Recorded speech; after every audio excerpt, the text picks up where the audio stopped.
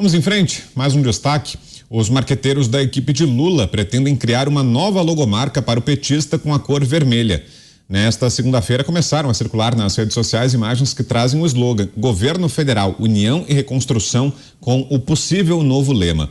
A palavra Brasil aparece com as cores da bandeira nacional, além de conter pequenas partes nas cores vermelha e cinza.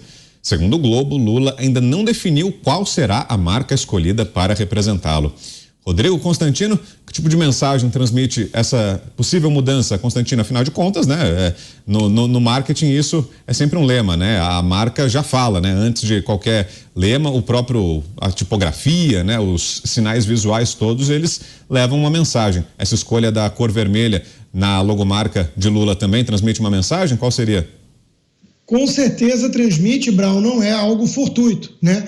Existe um pensamento por trás disso, que é começar um processo de transição para aquilo que virou um slogan, né, dos patriotas. Minha bandeira jamais será vermelha. O que o PT e o Lula estariam dizendo com isso é que, olha, aos poucos vai se tornar vermelha sim. Vamos começar inserindo aqui o vermelho, que é a cor deles. Outro dia tinha uma coluna no jornal de maior circulação do Rio de Janeiro, né, que por acaso pertence ao maior grupo de comunicação do país, que fez o L, né?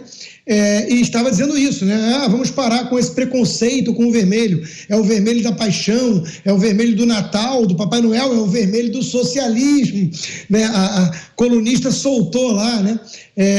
A verdadeira paixão dela pelo vermelho e por que ela quer que a bandeira se torne também vermelha, ainda que aos poucos. Outra coisa que chama atenção nesse logo e tudo mais é a palavra reconstrução, né? Quer dizer, o PT está usando de uma narrativa de que está pegando um país em terra arrasada, né? Uma herança maldita, e isso passa longe da verdade. A casa está arrumada, está em ordem, é recorde de arrecadação, as contas públicas estão em dia, o governo, apesar de uma pandemia, conseguiu entregar o endividamento no mesmo nível que pegou, está tudo organizado para o país crescer. Basta não fazer muita lambança. O problema é que o PT vai fazer muita lambança. Coronel. Eu não tenho como deixar de associar essa notícia com aquela que nós debatemos ontem, né? Que o deputado do PT de Sergipe, se eu não me engano, que é o atual tesoureiro do Partido dos Trabalhadores, ele teve o desplante, né, de propor uma lei, né, que pudesse retirar, né, o uso, ou restringindo o uso da bandeira do Brasil e das cores da bandeira do Brasil de manifestações de cunho político-eleitoral. Então, existe realmente um sentimento de brasilidade, de patriotismo que foi restabelecido, restaurado. Eu gostei até outro dia, eu já não me lembro mais, talvez alguns dos nossos colegas de bancada lembrem, quem foi que fez essa afirmação, dizendo que, na verdade, o Bolsonaro, ele não se apropriou da bandeira para a sua campanha política. Ele resgatou uma bandeira que estava jogada, que estava relegada a somente ser utilizada durante as Copas do Mundo, durante alguns eventos episódicos e pontuais, e agora se restaurou esse orgulho, né, de usar a bandeira do Brasil. Inclusive aqui nos Estados Unidos é interessante que nós sempre, eu aqui mesmo no meu condomínio onde eu moro num senior community, que é um condomínio para pessoas de mais de 55 anos. Então, nesse condomínio tem alguns veteranos, eles colocam a bandeira dos Estados Unidos na sua porta. Eu acho bacana aquilo, e eu ficava, poxa, no Brasil nós não temos essa prática, e hoje eu já não falo mais isso, porque hoje no Brasil o que nós vemos é a bandeira do Brasil por todas as partes, o agronegócio se orgulhando, inclusive, de ostentar a bandeira e as cores nacionais. Então, o que se convencionou chamar de bolsonarismo, na realidade, e que agora o PT tenta quebrar um pouco essa ideia, é justamente de passar aquilo que o Rodrigo falou. A nossa bandeira jamais será vermelha, ou seja, o socialismo jamais prosperará no Brasil. E, de uma forma subliminar, de uma forma paciente, profissional, eles tentam agora começar a inserir o vermelho, que é a cor do socialismo. Pode ser, inclusive, que nós vejamos algo parecido com como aquilo que ocorreu na primeira vez que Lula sobe ao poder, em que nós vimos a Praça dos Três Poderes cheios de bandeiras vermelhas. Essas bandeiras vermelhas representam não somente o amor ou alguma coisa como isso que o Rodrigo nos alertou, que tentam, às vezes, transparecer. Na verdade, o Alckmin conhece bem o que significa essa bandeira, porque ele foi obrigado, em um evento recente do Partido dos Trabalhadores, ali ainda de campanha, a cantar o hino da Internacional Socialista numa situação extremamente constrangedora. O que eu posso dizer é concordar com o Mota. O Brasil mudou muito durante esses 4 anos. E o Brasil não é mais aquele Brasil que não conhecia os desígnios e as artimanhas do Partido dos Trabalhadores e da esquerda mais radical, essa mais ideológica, que volta ao poder com muita sede, com muita vontade de colocar em prática aquele projeto que lá no início eles tiveram que camuflar, mas agora eles vêm de maneira ostensiva, reassumindo o butim e a possibilidade de roubar, de controlar e de fazer com que a revolução socialista que eles imaginavam possível para a América Latina agora se instale no Brasil. Vejamos se vão conseguir. Eu acho que o Mota está com seu otimismo, eu concordo com ele que o Brasil não é aquele mesmo Brasil de antes, mas que eles vão tentar, vão. Você, Mota, que acha dessa possível mudança na logomarca do governo federal? Olha, a logomarca é o menor dos problemas do PT. Mas antes de começar o comentário, eu queria responder ao meu querido amigo, Coronel Gerson. Eu sou um otimista incurável, Gerson, porque eu vi coisas nesses últimos 15 anos no Brasil que eu jamais imaginei que eu viria. Nos meses mais recentes, muitas coisas muito ruins, é verdade. Mas nos últimos 10 anos, transformações, que eu acho que você mesmo vai admitir. Nós jamais imaginamos que fossem possível de acontecer no Brasil. Né? Eu vejo hoje, eu sou abordado na rua, imagino que você deva ser também aí na Flórida, por pessoas de todas as origens, de todas as idades, de todos os interesses, que sabem mais sobre política, sobre a verdade do que está acontecendo, do que eu jamais imaginei ver. Eu passei durante 10, 15 anos da minha vida, quando eu trabalhei na criação do Partido Novo, né, fazendo palestras, explicando para as pessoas. Hoje são as pessoas que me explicam o que está acontecendo.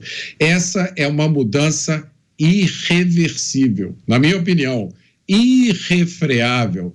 Não se consegue mais amordaçar, calar essas pessoas. Não se consegue mais anestesiar essas pessoas com uma novela ou um programa de auditório. Esse tempo acabou. Algumas pessoas não entenderam isso ainda, né? Então elas acham que ainda é possível se voltar a um tempo no passado em que um político dizia meia dúzia de bobagens e aquilo ali satisfazia as pessoas. Na minha opinião, eu posso ser, talvez eu seja culpado de otimismo excessivo, mas então que eu seja culpado disso, que eu seja julgado e condenado pelo meu otimismo.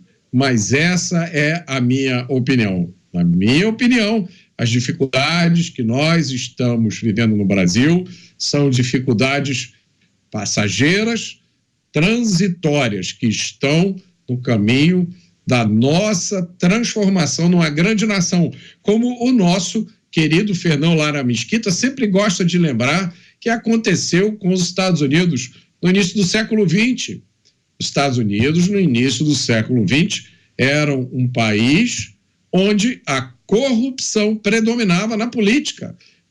Tem inúmeras histórias aqui que a gente pode contar, mas no assunto que mais me interessa, que é a segurança pública, as delegacias de polícia, os distritos policiais de Nova York, no início do século XX, eram loteados entre os políticos, porque a polícia era usada para achacar, para tirar dinheiro das pessoas e dos negócios.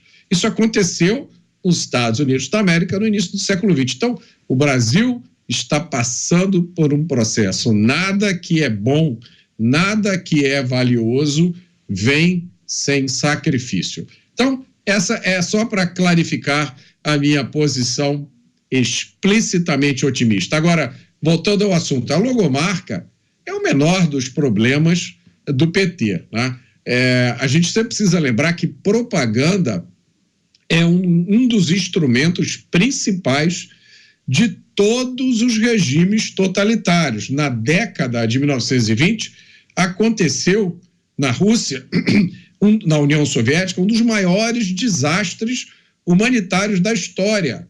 Foi o Holodomor, a grande fome na Ucrânia, que foi causada pela coletivização forçada pelo grande líder do genial dos povos, Joseph Stalin.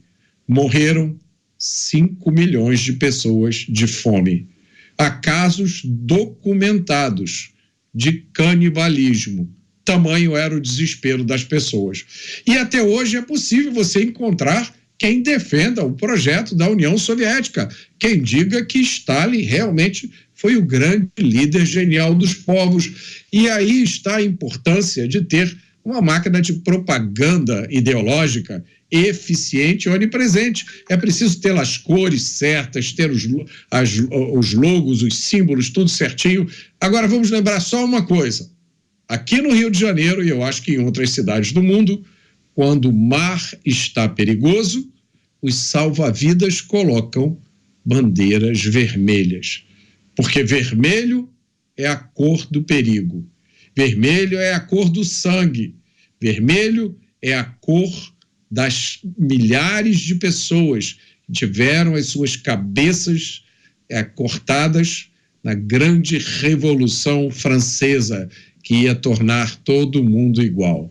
Vermelho é a cor da opressão revolucionária. Bom, está na hora de a gente liberar o Constantino, que participou hoje aqui do Pingos, presença muito especial com a gente. Quer acrescentar algo, Constantino, antes de a gente se despedir?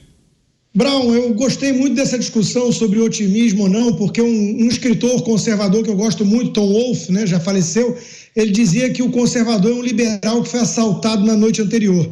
Então essa discussão toda é muito produtiva, porque eu também me considero um otimista, só que sempre vou deixar o realismo falar mais alto. Eu entendo a postura do Mota, concordo em boa parte com ele, o Brasil mudou, o brasileiro acordou, o gigante despertou, e não vai ser fácil curvar essa multidão toda e voltar ao status quo ante, aquilo que existia antes desse despertar. Mas eu não gosto da visão complacente, não é a do Mota. O Mota é um guerreiro, um soldado da liberdade. Mas muita gente acaba se tornando complacente porque repete assim: o Brasil nunca vai ser socialista, não corre o menor perigo de virar uma Venezuela. E esse é o pensamento que leva nessa direção. É preciso estar ciente de que essa turma, que aí está o ladrão que quer voltar à cena do crime, como dizia o próprio Alckmin, que fique claro, antes que o Alexandre de Moraes decrete minha prisão por dizer isso, né? Essa turma quer exatamente isso, né? Controlar tudo, calar as vozes independentes e nos transformar em presos políticos. É isso que eles desejam. Se eles vão conseguir ou não, eu não sei. Agora, é muito poder nessa mão aí dessa turma. A gente está vendo, né, o desespero de um presidente patriota que, pelo visto, parece impotente, até mesmo com apoio de uma multidão e sem a menor dúvida, da base das Forças Armadas. Esse presidente parece impotente diante dessa turma. Então, desistir jamais. Lutar com os que estão de fora também, porque são resistência ousada. Agora, entender que o perigo existe e é real. Todo cuidado é pouco, cochilou, o cachimbo cai. Muito obrigado a todos, é sempre um prazer participar, já venho do 3 em 1 e estou de volta no Jornal Jovem Pan daqui a pouquinho. Boa, então boa sequência, bom trabalho, Constantino, estaremos te acompanhando. Valeu, até a próxima, um abraço.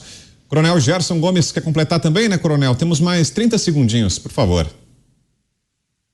Não, eu vou nessa vibe do que o Rodrigo falou, e o Mota sabe muito bem que eu sou 100% convergente com essa postura dele otimista.